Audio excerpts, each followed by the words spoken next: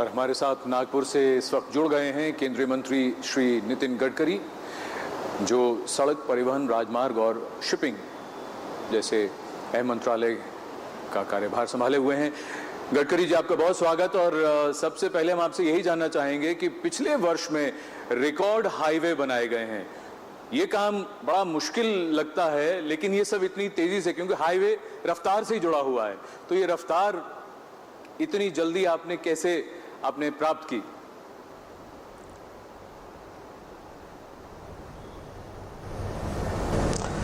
हमारी सरकार जब आई तब करीब 403 NHAI के राज्य स्तर पे जो प्रोजेक्ट थे वो बंद पड़े थे, वो लैंड एक्विजिशन, एनवायरनमेंट क्लियरेंस, बाकी अन्य कारणों के कारण। पर हमने कैबिनेट में करीब 21 डिसीजंस लिए, बैंकर के साथ बैठकर, कॉन्ट्रैक्टर के साथ बैठकर अनेक मीटिंगें की, और जिसके कारण काफ़ी प्रश्न सुलझाने का काम हुआ। 41 प्रोजेक्ट हमने टर्मिनेट किए, और आज स्थिति ऐसी है कि केवल 12-13 प्रोजेक्ट ऐसे हैं जिसकी कीमत 20 से 25 हज़ार करोड़ है, वो केवल बाकी रहे, और पूरे रोड अब अच्छे दौड़ने लगे हैं, और नए भी कामों की हमने शुरुआत की है, और बड़े प्रमाण पर काम की शुरुआत हुई। मुझे विश्वास है कि इस 2 साल में हमारे 2.5 लाख करोड़ के काम शिपिंग, पोर्ट और हाईवेज में इंफ्रास्ट्रक्चर के कामों के कॉन्ट्रैक्ट हमने फाइनल किए हैं। नितिन जी, ये जो सड़कों बनाने में जो तेज़ी आई है, 23 किलोमीटर्स पर डे, कहीं 8.5 किलोमीटर पर डे होती, तो ये क्या कोई नई टेक्नोलॉजी है जो आप इस्तेमाल कर रहे हैं, या कौन सा जादू है आपके पास?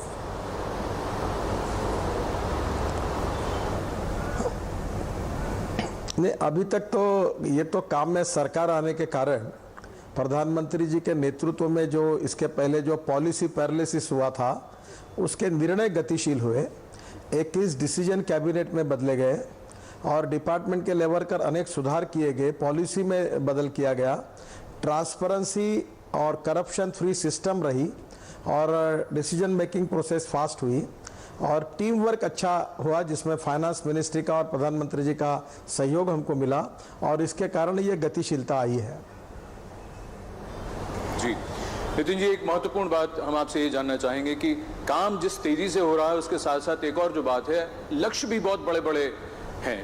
तो कई बार ये लगता है जैसे 2019 में 65,000 बस्तियों को सड़क से जोड़ने की योजना है, ये इतना बड़ा लक्ष्य है, तो इसको कैसे पूरा करेंगे?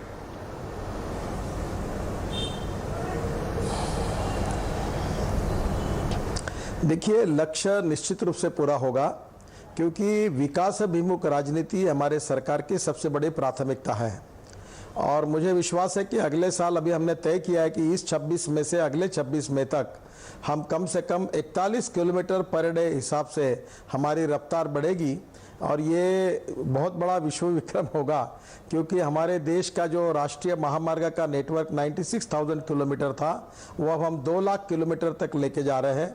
हमारे देश के 52 लाख किलोमीटर में केवल 96,000 किलोमीटर राष्ट्रीय महामार्ग था, और 40% ट्रैफिक ये 2% रोड पर था। अब इसके बाद 2 लाख किलोमीटर बनने के बाद देश का 80% ट्रैफिक राष्ट्रीय महामार्ग पर आएगा, और उसके साथ साथ जहां 25,000 PCOs के ऊपर ट्रैफिक था, वही हम लोग 4 लेन करते थे, पर अभी हम लोग ने तय किया कि 10,000 PCOs के ऊपर भी होगा तो भी हम उसको 4 लेन करेंगे। नए एक्सप्रेस हाईवे का निर्माण करेंगे। दिल्ली में easterly westerly bypass axis control express highway का काम शुरू हुआ, दूसरी ओर दिल्ली मेरठ एक्सप्रेस हाईवे का काम शुरू हुआ, और हम लोग जल्दी दिल्ली जयपुर, दिल्ली कटरा की शुरुआत करेंगे। बेंगलोर और चेन्नई के बीच में शुरू करेंगे। बड़ौदा और मुंबई इसी साल एक्सप्रेस हाईवे का निर्माण करेंगे, और इसके और हैदराबाद से बेंगलोर, विजयवाड़ा से बेंगलोर, चेन्नई, ये सब हाईवे के निर्माण के कार्य शुरुआत करेंगे। इससे देश के इंफ्रास्ट्रक्चर में काफ़ी परिवर्तन होगा, समय भी बचेगा, और देश के इतिहास में पहली बार एक्सप्रेस हाईवे का नेटवर्क की शुरुआत भी हमारी सरकार की ओर से होने जा रही है। आपने पूरे देश की बात की, लेकिन एक जो खास स्कीम है आपकी सरफेस ट्रांसपोर्ट के लिए, वो नॉर्थ ईस्ट के लिए है। जो ये लक्ष्य है 10,141 किलोमीटर की सड़कें बनाने का, ये आप किस तरह पूरा करने की योजना है आपकी?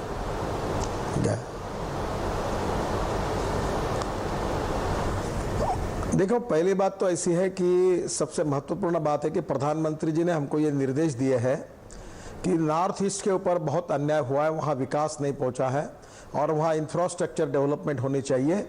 और इसलिए हमने नॉर्थ ईस्ट के विकास के लिए NHIDCL ऐसी नॉर्थ ईस्ट के लिए एक नेशनल हाईवे की इंफ्रास्ट्रक्चर डेवलपमेंट कॉरपोरेशन की स्थापना की।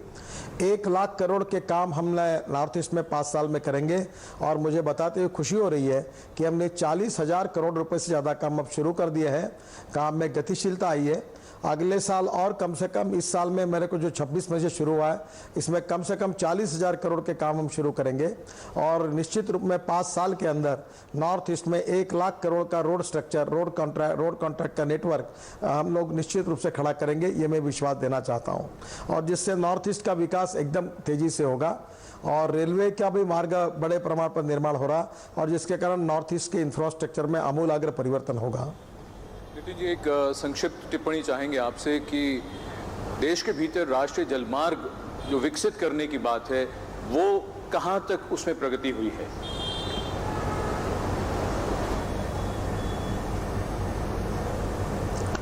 आपने ये बहुत महत्वपूर्ण प्रश्न पूछा है कि रोड के जाने के लिए अगर 1.5 रुपये खर्चा लगता है, रेलवे से जाने के लिए 1 रुपया लगता है, तो पानी से जाने के लिए केवल 20 पैसे खर्चा आता है।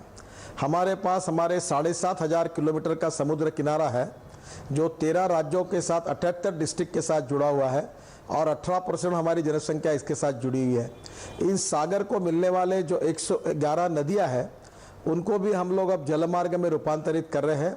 और पहले से जो 5 जलमार्ग थे, जिसमें गंगा है, ब्रह्मपुत्र है, महानदी है, बंकिंघम कैनाल है, केरल का बैकवाटर है, इसमें हमने भी काम शुरू किया है। गंगा में 4,000 करोड़ के काम शुरू हुए हैं। वाराणसी, हल्दिया और साहिबगंज में मल्टी मॉडल हब बन रहे हैं। 5 रोरो सर्विस के हब बन रहे हैं, और 40 वाटर पोर्ट्स बन रहे हैं। फराक्का के गेट का काम शुरू हो गया है, और अभी हमारी फ्लैश बांग्लादेश को एक्सपोर्ट हो रही है। बांग्लादेश के साथ हमने ब्रह्मपुत्र से जाने का करार भी किया है, और ये गेम चेंजर होगा, और ब्रह्मपुत्र का काम जल्दी शुरू होगा। और इसके कारण जो प्रधानमंत्री का मेक इन इंडिया और मेड इन इंडिया का सपना है, वो पूरा होगा। आज हमारी जो ट्रांसपोर्ट कॉस्ट है, लॉजिस्टिक कॉस्ट, वो 18% लगती है। मुंबई से दिल्ली आना महंगा है, कठिन है, पर मुंबई से दुबई और लंदन जाना आसान है। तो अब हम जो काम करेंगे, उससे ये 12% पे लाएंगे, जिसका एक्सपोर्ट हमारा करीब 1.5 गुना बढ़ेगा, और मेक इन इंडिया और मेड इन इंडिया का सपना पूरा होगा। और इसलिए जलमार्गों का निर्माण ये हमारी सरकार की सबसे बड़ी उपलब्धि होगी। नितिन गडकरी जी, आपका बहुत धन्यवाद। आप नागपुर से हमारे साथ जुड़े, बहुत धन्यवाद आपका। विनायक चटर्जी साहब, आपसे ये समझना चाहेंगे, आधारभूत ढांचे में, बुनियादी ढांचे में जो परिवर्तन आ रहा है, जितना मजबूत होगा, उससे हमारे गांवों के विकास पर, गांवों की अर्थव्यवस्था पर कितना असर पड़ेगा? देखिए, हिंदुस्तान के गांव के लिए आप जो कह रहे हैं, बुनियादी ढांचे उनके पास कैसे पहुंच रहे, बहुत तरीके से पहुंच रहे। पहले तो देखिए, प्रधानमंत्री ग्राम सड़क योजना, ये पूरा योजना को रिवाइटलाइज किया हुआ है, तो सारे गांव आज फुल मेटल रोड्स में कनेक्शन होगी। तो साहब ने पहले ही बता चुका कि उसमें कितना असर पड़ना है हेल्थ में, सर्विसेज में। एक तो है ये प्रधानमंत्री ग्राम सड़क योजना, दूसरी है साहब वहां ने कहा ऑलरेडी कि ये जो बिजली 100% रूरल इलेक्ट्रिफिकेशन, हिंदुस्तान में हर गांव को हजारों दिन या हजारों दिन से कम भी 365 दिन, साहब ने जैसा कहा 365 दिन में सारे गांव में, हिंदुस्तान की सारे गांव में 20,000 या 18 से 20,000 गांव, जो 7-8 हजार ऑलरेडी हो चुकी है, तो इसमें बिजली पहुंचेगी। तो सड़क की कनेक्शन हुई, बिजली की कनेक्शन हुई, और एक बहुत सारे जो एक प्रोग्राम चल रहा है, वो है हमारे इरिगेशन, सिंचाई की और रिवर लिंकिंग।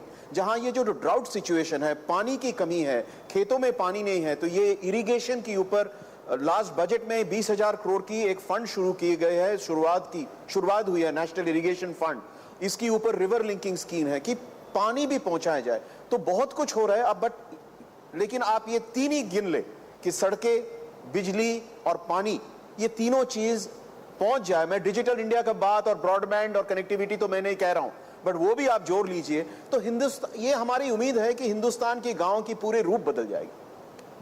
मालविंदर जी, आपसे सवाल करते हैं, जो हेल्थ सेक्टर है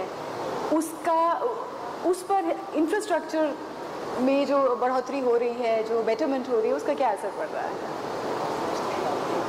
To be able to optimize the growth of the country, Right. you have to have a healthy India. And therefore, we have to make sure that our entire population is healthy. And for us in India, accessibility, affordability, and reliability become very, very important. So the government has done many, many things in some of these core aspects to be able to move healthcare. So for example, there is a whole focus of really having the private sector and the public sector work in collaboration in a PPP model. Right. So we are able to work in partnership and be able to work with the government in district hospitals to be able to bring more investment and have good and better high quality healthcare closer to the people. There is also a focus on digital India, which the government has been working on, and through this we'll be able to use the telemedicine, which the government is focusing very extensively on, to be able to use the capability, the skill sets of doctors in various parts of the country and take them closer to the patients. So people don't then need to travel for hours and hours and 50, 100, 200 kilometers to come to healthcare facilities.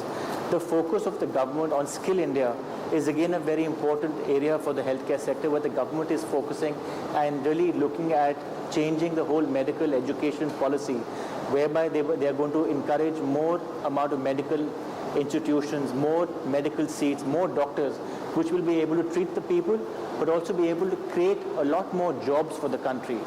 And then the whole focus on ability of an individual to pay is coming from the focus of the government and every state government and at a national level in terms of doing a cashless health insurance scheme, which the government has focused, which really puts the ability in an individual's hand to go and get healthcare, whether in the public sector or the private sector.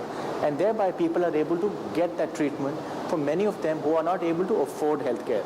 And I think if you look at what the government has done, it's a real boost to the healthcare of the country, on the infrastructure side, on the talent side, and the affordability side.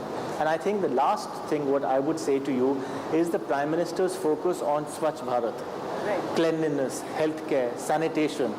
This is where a lot of the basic, the simple diseases, waterborne diseases, many of those things will now stop happening because of a more focus on cleanliness. And we, as a company at Fortis, have also across our facilities joined this campaign, this movement, and on a continuous basis every month, all of us keep our premises and our hospital and our surroundings absolutely clean. These are amazing times we live in, where infrastructure, health, and Swachh Bharat are organically dovetailed together to create something so beautiful. और इसी का एक example अब हम देखने जा रहे हैं. ये एक बहुत ही खास ट्रेन है जिसके बारे में संजीव हमें बताने जा रहे हैं. जी, ये ट्रेन मैसूर और वाराणसी जैसे ऐतिहासिक शहरों के बीच चलती है, बल्कि 16229 और 16230 नंबर की ये ट्रेन खुद एक मील का पत्थर है. आप भी ऐसा मील का पत्थर जी है जो उन लोगों के लिए है जिनके वो समाज ज़्यादातर जिनके ऊपर ध्यान नहीं देता.